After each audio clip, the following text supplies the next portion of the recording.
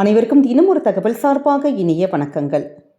இன்னைக்கு நம்ம பார்க்க போகிற பதிவு நம்ம குடும்பத்துக்கு தேவைப்படுகின்ற ஒரு அற்புதமான பிள்ளையாருடைய பதிவு.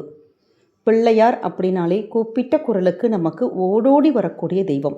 மஞ்சளாக இருக்கட்டும், சாணமாக இருக்கட்டும், இல்லை வேறு எந்த ஒரு பொருளையும் நம்ம பிள்ளையாரை டக்குன்னு பிடிச்சிடலாம்.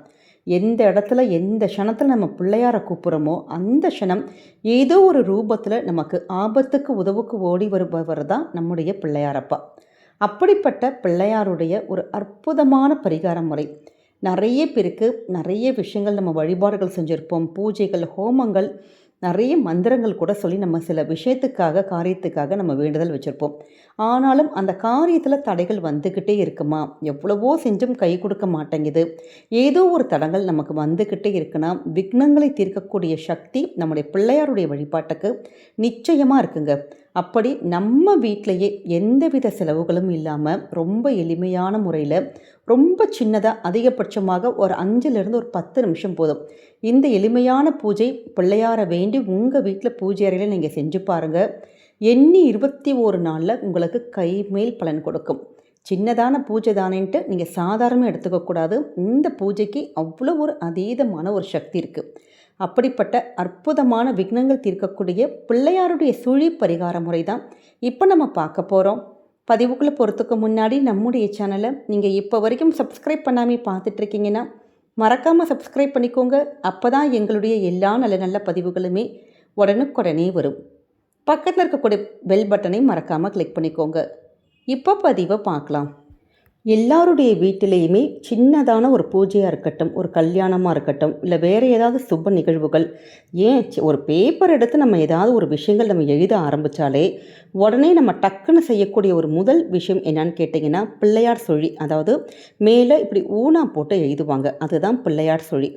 நிறைய பேருக்கு இதனுடைய அர்த்தங்கள் தெரியாமலே நம்ம டக்குன்னு இந்த சுழி போட்டு எழுதுவோம். ஏன்னா நம்ம பெரியவங்க சொல்லி கொடுத்துருக்காங்க, அம்மா அப்பா நம்முடைய முன்னோர்கள் எல்லாம் சொல்லி கொடுத்துருக்காங்க அப்படின்னு நமக்கு ஒரு நம்பிக்கை, ஐதீகம். ஏன்னா பிள்ளையார் சுழி போட்டு எந்த விஷயத்தை நம்ம ஆரம்பித்தாலுமே அந்த விஷயத்தில் நமக்கு எந்த விதமான தடைகள் எப்பயுமே வராது. அப்படி தடங்கல்கள் வந்தால் கூட அந்த பிள்ளையார் பார்த்துக்குவார் அப்படிங்கிற நம்பிக்கையில் தான் பிள்ளையாருடைய சுழியை போட்டு நம்ம ஆரம்பிப்போம். அதனால தான் பிள்ளையார் சுழிக்கு அவ்வளோ ஒரு மகத்துவம் இருக்குங்க. அப்படிப்பட்ட அந்த பிள்ளையார் சுழியை நம்முடைய வீடுகளில் ஒரு பூஜையாக செஞ்சு நம்ம வழிபட்டால் நிச்சயமாக கை மேல் பலன் கிடைக்கும். இது பலருடைய வாழ்க்கையில் நடந்த அனுபவபூர்வமான உண்மை. அதை தான் நம்ம இந்த பதிவில் ஷேர் பண்ண போகிறோம். இந்த பிள்ளையார் சுழி ஊனாக்கு நமக்கு என்ன அர்த்தம் கேட்டிங்கன்னா, ஊ அப்படின்னா உகர எழுத்து. பிள்ளையார் அவருடைய தாய் உமையவளில் இருந்து உருவானதால் தன்னுடைய தாய்க்கு மரியாதை செலுத்தக்கூடிய வகையில் அவருடைய துணை இருக்கணும் அப்படிங்கிறதுனால ஊ அப்படிங்கிற எழுத்தினை பயன்படுத்தி இருக்கிறதாக நமக்கு ஒரு புராணங்கள் சொல்லுது. அதே மாதிரி வேறு சில காரணங்களும் சொல்லப்பட்டிருக்கு. பிரணவ மந்திரம் ஓம், இந்த எழுத்தை நம்ம பிரித்து பார்த்தா ஆ ஊ இம், இந்த 3 எழுத்துக்கள் வருது. இதில் ஆனாங்கிறது முதல் எழுத்து. இது தொடக்கமாக படைப்பதையும், ஊனாங்கிறது எழுத்து காப்பதையும், இம்ங்கிறது அழித்தலையும் குறிக்குது. இப்படி உயிர் எழுத்து வரிசையில் ஊனா அதாவது 5வது எழுத்தாக நமக்கு அமையுது. இதில் 5ங்கிறது என்னன்னு கேட்டிங்கன்னா பஞ்சபூதத்தையும் உடலுக்கு ஆதாரமாக இருக்கக்கூடிய 5 குறிக்குது. அதனால தான் இந்த ஊ அப்படிங்கிற அந்த வடிவம் கூட நீங்கள் பார்த்தீங்கன்னா யானை தன்னுடைய தும்பிக்கையை தூக்கி சுருட்டியது மாதிரி இருக்குமாம். இந்த எழுத்து தான் விநாயகருடைய வடிவமாகவே இருக்குது. அதனால தான் எந்த செயலை நம்ம ஆரம்பிக்கிறதுக்கு முன்னாடியும் இந்த பிள்ளையாருடைய சுழியை இந்த ஊனாவை போட்டுட்டு நம்ம துவங்கினோன்னா கண்டிப்பாக நமக்கு தடையில்லாமல் அந்த காரியத்தில் வெற்றி மேல் வெற்றி கிடைக்கும் அப்படிங்கிற ஒரு ஐதீகமும் நம்பிக்கையும் இருக்குங்க. அப்படிப்பட்ட சக்தி வாய்ந்த பிள்ளையாருடைய அந்த வழிபாட்டு முறை நம்முடைய வீட்டில் நம்ம எப்படி செய்யணும்னு கேட்டிங்கன்னா, இதற்கு நம்ம 21 நாட்கள் இந்த எளிமையான வழிபாட்டை பண்ணணும். இதுக்கு நம்ம எந்த நாள் கிழமை நேரங்கள் எதுவுமே பார்க்க வேணாம். நமக்கு கஷ்டங்கள் ரொம்ப தீவிரமாக இருக்குன்னா உடனுக்குடனே கூட நீங்கள் இந்த பதிவை எப்போ பார்க்குறீங்களோ நம்ம உடனே ஆரம்பிக்கலாம். இதுக்கு நமக்கு என்ன தேவை அப்படின்னு கேட்டிங்கன்னா, உங்கள் பூஜை அறையில் இருக்கக்கூடிய சின்னதான ஒரு மனைப்பலகை எடுத்துக்கோங்க. நிறைய பேர் வீட்டில் சுவாமி ரூமில் இப்படி மனைப்பலகை நமக்கு கபோர்ட் மாதிரி இருக்கும் பார்த்தீங்களா? அப்படி சின்னதான ஒரு மனைப்பலகை நம்ம அது எதற்காக மனைப்பலகை மாதிரி நீங்கள் எடுத்துக்கிறீங்கன்னு கேட்டிங்கன்னா, அந்த இடத்துல தான் நம்ம கோலம் போடுவோம். அது அந்த டெய்லி கோலம் போட்டு நம்ம துடைக்கிறப்ப நமக்கு கொஞ்சம் க்ளீன் பண்ணுறதுக்கும் ஈஸியாக இருக்கும். அப்படிங்கிறதுனால தான் சின்னதான ஒரு மனைப்பலகை மாதிரி இருந்தால் நமக்கு அந்த வழிபாட்டுக்கு ஈஸியாக இருக்கும். இதில் நம்ம வந்து எந்த பூஜைகள் வழிபாடுகள் எதுவாக இருந்தாலும் முதல் வேலை நம்ம என்னென்னு கேட்டிங்கன்னா, மஞ்சளால் மஞ்சள் பிள்ளையாரை பிடிக்கிறது தான் விசேஷம். உங்கள் கிட்ட கொஞ்சமாக மஞ்சள் மட்டும் பூஜைக்கு நம்ம வாங்கி வச்சுருப்போம் பார்த்தீங்களா, இல்லாட்டி புதுசாக கூட நீங்கள் மஞ்சள் வாங்கிக்கலாம். அந்த மஞ்சள் உங்கள் வீட்டில் ஒரு வெத்தலையில் எடுத்துக்கலாம், இல்லாட்டி செம்பருத்தி இலை எடுத்துக்கலாம், இல்லாட்டி சின்னதான பித்தளை தட்டில் நம்ம இந்த மஞ்சள் மட்டும் நீங்கள் கொஞ்சம் பன்னீர் மட்டும் எடுத்துக்கிட்டால், பன்னீர் இல்லாட்டி தண்ணி நம்ம மிக்ஸ் பண்ணிவிட்டு அப்படியே குழைச்சிட்டு சின்னதான ஒரு உருண்டை மாதிரி பிள்ளையாரை நீங்கள் அப்படியே உங்கள் பூஜை அறையில் பிடிச்சி வச்சுக்கோங்க. அதுக்கு ஒரு குங்குமம் மட்டும் வச்சுக்கணும், அவ்வளோதான். இந்த மஞ்சள் பிள்ளையாரை நீங்கள் நோட் பண்ணிக்கோங்க. 21 நாட்களும் இந்த மஞ்சள் பிள்ளையார் உங்கள் பூஜை அறையில் அப்படியே இருப்பார். நம்ம எடுத்து மாற்ற போகிறதே இல்லை.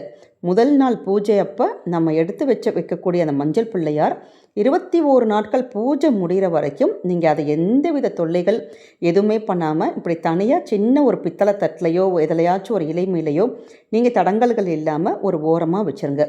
எந்த தடங்கல்கள் எதுவுமே வராமல் பூஜை நல்லபடியாக முடிக்கிறதுக்கு அந்த மஞ்சள் பிள்ளையாரை நம்மளை பார்த்துக்குவார்.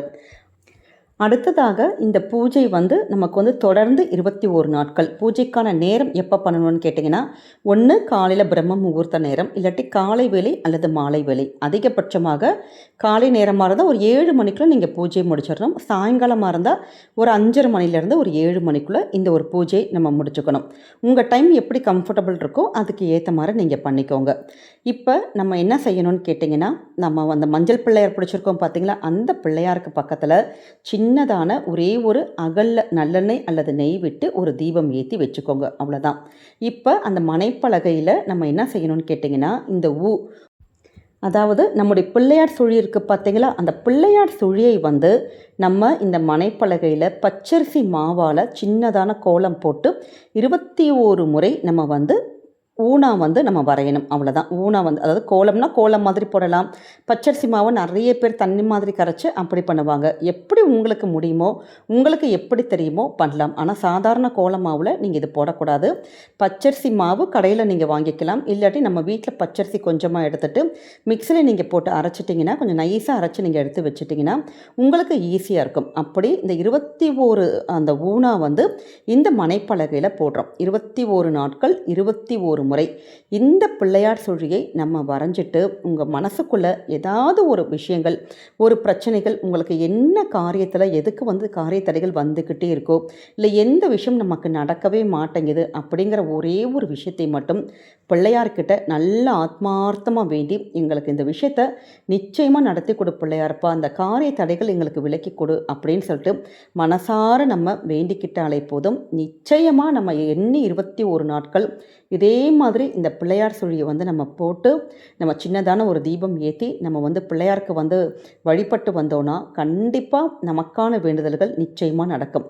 இப்படி இந்த ஊனை போடுறோம் பார்த்தீங்களா, அந்த ஊனால் இருக்கக்கூடிய பிள்ளையார் சுழியில் மஞ்சள் குங்குமம் மட்டும் வச்சுட்டு நம்ம சுவாமிக்கு வந்து ஏதாவது ஒரு நிவேதனம், ஒரு டம்ளர் பால் வைக்கலாம், இல்லாட்டி பழங்கள் வைக்கலாம், இல்லை ட்ரை ஃப்ரூட்ஸ் மாதிரி வாங்கி வைக்கலாம்.